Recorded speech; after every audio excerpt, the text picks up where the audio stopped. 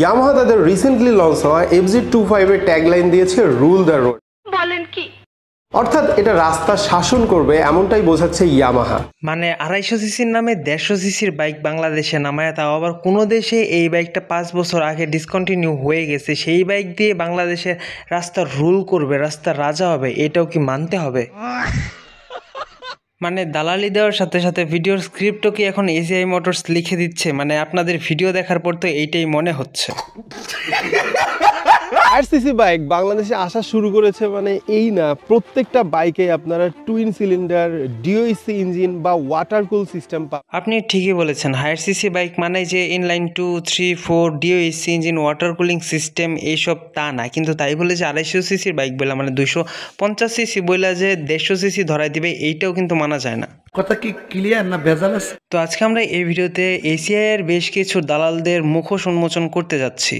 বাংলাদেশের সবথেকে পপুলার দুইটা বাইকিং গ্রুপ বাইক বিডি এবং দেশি বাইকার, তার সাথে রয়েছে বেশ কিছু পপুলার মোটো ভ্লগার, তাদের এসিআই নিয়ে দালালিগুলো চলুন একটু দেখে আসি। ইয়ামাহা FZ25 বাইকটা দেখতেই শুধু অ্যাগ্রেসিভ না, এটার পাওয়ার ডেলিভারিও অ্যাগ্রেসিভ। মানে 250 সিসির একটা বাইক যেটা প্রডিউস করতে আছে 20.9 বিএইচপি এবং 20 নিউটন মিটার অফ টর্ক, সেই বাইকটাকে এগ্রেসিভ বলতেছে।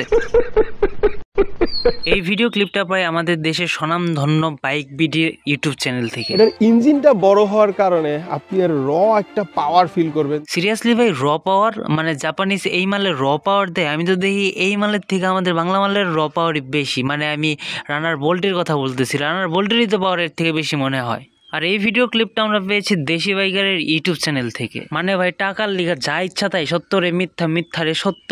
দেশি বাইকার ও বাইক বিডির ইউটিউব চ্যানেলে তারা যখন এই FZ25 বাইকটি নিয়ে ভিডিও করে, তাদের অডিয়েন্স তাদের কি পরিমাণ ধুয়ে দিচ্ছে আমি বেশ কিছু স্ক্রিনশট শেয়ার করতেছি, আপনারা দেখতে পারেন। আর যদি আমাকেও বিশ্বাস না হয় তাহলে আপনারা কষ্ট করে এই দুইটা চ্যানেলে একটু যায় এই মানে FZ25 এর যে ভিডিওগুলো আছে ওই কমেন্ট বক্সগুলো একটু চেক করতে পারেন, তাহলেই দেখতে পারেন যে ওদের অডিয়েন্স ওদের কি পরিমাণ ফিডব্যাক দিচ্ছে।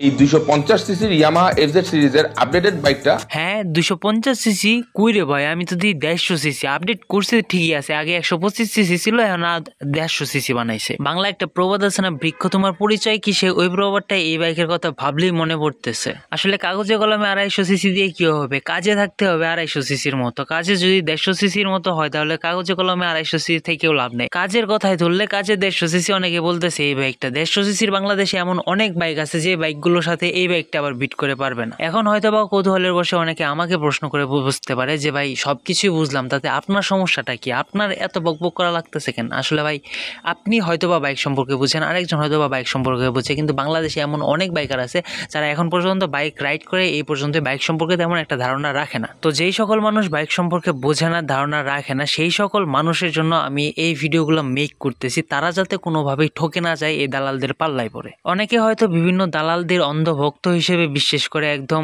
মানে দালালরা যা বলবে তাই, এরকম দালালদের ভিডিও থেকে বেশ পাইছি। অনেকেই তাদের ভিডিওর মধ্যেই বলতেছে যে আপনার কথা অনুযায়ী, আপনার কথা শুনে বিভিন্ন ধরনের বাইক কিনছে।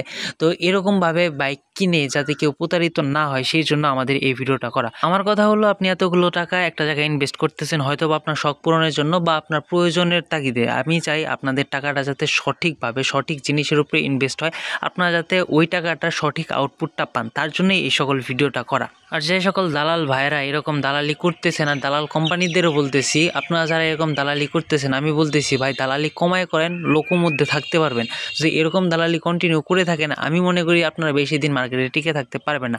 হোক সেটা কোনো বাইক কোম্পানি বা হোক কোনো রিলায়েবল বা কোনো স্বনামধন্য বাইকের চ্যানেল বা বাইকের গ্রুপ, আদার্স যাই হোক। তবে গাইস আজকের ভিডিওটা এই পর্যন্ত রইল। তো দেখা হচ্ছে পরে এরকমই কোনো নেক্সট বাইক রিলেটেড ভিডিওতে। আপনি সামনে কোন বাইকের সম্পর্কে বা কোন বাইকের কোন বিষয় সম্পর্কে জানতে চান সেটা কমেন্ট করে জানাতে পারেন, এবং এই ভিডিওতে কি ভালো লাগলো কি খারাপ লাগলো, কোন বিষয়টা আপনার কাছে কেমন লেগেছে সেটাও কমেন্টের মাধ্যমে জানাতে পারেন। দেখা হচ্ছে পরের ভিডিওতে। আর একটা কথা সবসময় মাথায় রাখবেন, আপনার সময় থেকে আপনার জীবনের মূল্য অনেকটা বেশি, তাই সবসময় সেভ রাইড করুন। ধন্যবাদ। আর যদি ভিডিওগুলো ভালো লেগে থাকে তাহলে একটা সাবস্ক্রাইব করতে পারেন।